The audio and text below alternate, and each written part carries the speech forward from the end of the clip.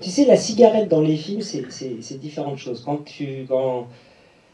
c'est l'acteur qui aime... Les acteurs aiment bien manger ou fumer, parce que c'est toujours une façon, tu as un rapport aux accessoires, tu as quelque chose à faire et comment dire, tu peux travailler à l'intérieur de ces gestes, quelque chose de glamour dans la cigarette.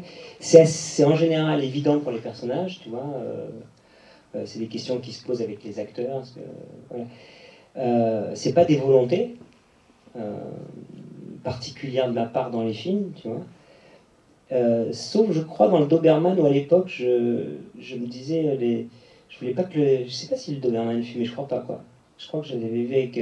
parce qu'une fois, j'avais entendu une interview de quelqu'un qui disait, quand on voit Clint Eastwood tout le temps dans le bois l'aperture qui fume, on va pas prendre de pistolet dégainé, mais moi, je me suis bien fumé des cigarillos. Donc moi, je me dis, moi, je vais faire un espèce des héros de western un peu iconique, je vais pas fumer parce qu'on va pas inciter personne, tu vois. Voilà. Bon, après, lui, c'est un crétin. Il se trouvait que Stravinsky, par contre, lui fumait beaucoup, Chanel fumait, donc ça, ça fait partie du monde du personnage. Donc voilà. Mais c'est vrai que j'ai failli faire une séquence dans le film où justement, je me suis dit, moi, est-ce que je vais pas faire une séquence avec toutes les images que moi j'ai mis sur le tabac, puisque j'ai fait un film que vous avez... Voilà, c'est pour ça qu'on vous parle de la cigarette. Parce que effectivement, Yann vient de faire un film. On va lancer la bande-annonce juste avant vous donner les questions, mais vous donner la parole. Mais effectivement, et ce film est un film sur. C'est un film sur la vape, sur la cigarette électronique.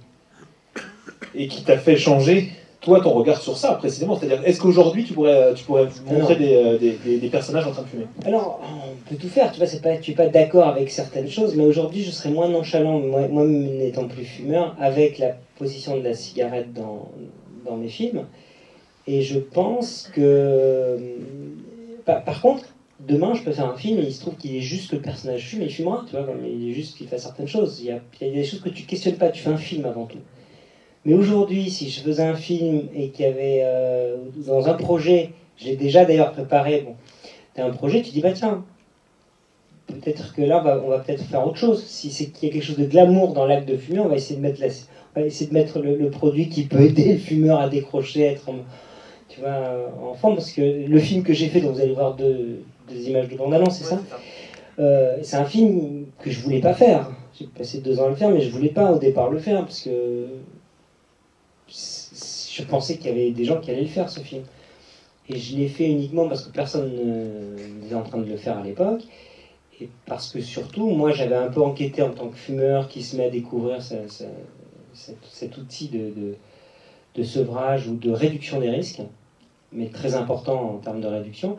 Je commençais à voir dans la presse beaucoup de conneries, en fait. Je voyais que c'était cancérigène, que c'était si... Je me dis, c'est dingue parce que moi qui ai juste fait mon approche de regarder juste vraiment les informations que tu trouves, tu googles juste les études, etc., tu vois assez vite que tout va bien, tu vois, en termes de réduction des risques. Et donc, du coup, je me suis dit, je vais faire un film de santé publique, plutôt pour les fumeurs, tu vois, plutôt rigolo, parce que j'ai fait des films sur effectivement, j'ai fait un film sur Amma, donc sur des traditions comment dire, de la médecine traditionnelle indigène, sur des choses qui sont vraiment ou des changements d'espace, de conscience, de perception du monde, tu vois, des choses qui peuvent nous faire raisonner sur d'autres cultures. Là, la cigarette électronique, bon, c'est pas... Mais par contre, il y a 6 millions de personnes qui meurent chaque année du tabac, donc s'il y en a 2 ou 3, tu vas faire un film juste en faisant rigoler les gens, un peu d'ailleurs dans cette énergie-là, et tu leur donnes les bonnes infos, tu vas voir les médecins, les créateurs à travers la planète, tu fabriques de la fiction, et tu racontes aussi pourquoi tu as toutes ces mauvaises informations, et qu'est-ce qu'est un peu la cigarette, et qu'est-ce qu'est un peu la cigarette électronique. Mais donc c'est vraiment là pour le coup de me dire, bon, bah je vais le faire parce qu'il faut qu'il y ait quelque chose qui existe de ce type, parce que c'est absurde, même les gouvernements, le ministère de la Santé marchent sur la tête sur le sujet, tu vois. Donc c'est un film militant, voilà. J'ai fait un film militant avec une communauté. Et ce qui est intéressant, on va lancer la bande-annonce, mais ce qui est intéressant, c'est que encore une fois, il y a un projet esthétique, c'est-à-dire que là, moi, ce qui me frappe dans la cigarette, dans 99 francs, alors certes, je l'ai vu parce que je sais que tu as fait ce docu, mais je trouve qu'il y a une dimension esthétique.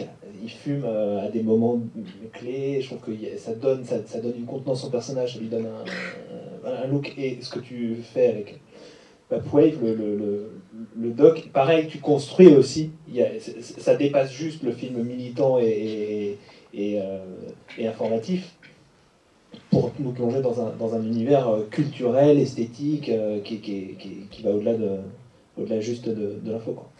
C'est vrai que quand j'ai fait ce film, si tu veux, il y a un port. C'est un film où j'avais totale liberté. Donc c'est à la fois. Et j'ai voulu faire un film gonzo, c'est-à-dire je sais pas ce que je vais faire. En fait, je commence à tourner, je commence à monter, j'imagine une histoire de fiction, j'imagine d'un coup une séquence en dessin animé, mais après il faut trouver une école avec des gens motivés qui disent ok, je veux bien faire un plan, des amis, parce qu'on n'a pas beaucoup de budget. Et mine de rien, avec cette énergie-là, tu as la liberté que j'avais un peu perdue, enfin que j'avais là, mais si tu veux qu'il y a quand même un poids quand tu fais des gros films dans des gros budgets, tu as un poids économique, tu as ta responsabilité, ou en tout cas tu as un poids. Là, tu n'as pas de scénario, donc d'un coup lundi tu te dis tiens, mardi si on faisait ça comme séquence, non, ça on peut pas, c'est trop cher, on va trouver une autre idée. Et tu as cette liberté, tu as une complète carte blanche. Et donc j'en ai profité. Il y a eu une ou deux projections de Paris, mais on a fait une tournée, alors ça peut avec la communauté, on a fait une tournée en province, donc j'ai fait le Nord, j'ai pas encore fait vraiment le Nord, je vais à Lille je crois vendredi prochain ou dans 15 jours, je fais un peu le Sud, beaucoup la Bretagne, gros pays de vapeur la Bretagne. Oh, il y avait des... Devant le cinéma, il y avait 400 personnes qui faisaient des nuages, et les gens étaient vraiment envie, ils se demandaient qu'est-ce qui se passe, tu vois, parce que... Voilà. Et le problème, c'est que dans la salle d'ailleurs, le seul problème, c'est qu'il y a beaucoup de gens qui connaissent le sujet, qui sont militants, il n'y a pas encore assez de fumeurs. Donc à chaque fois, je suis dit, essayez de ramener vos potes fumeurs, s'il vous plaît. Mais voilà, le film, il sortira en DVD ou en Blu-ray. Oui, en mars, et d'ici là, il y aura des projections. Je pense qu'il va revenir à Paris, mais ça va être une projection à un endroit. Voilà. Donc, faut le guetter un peu. Eh ben, bonne annonce.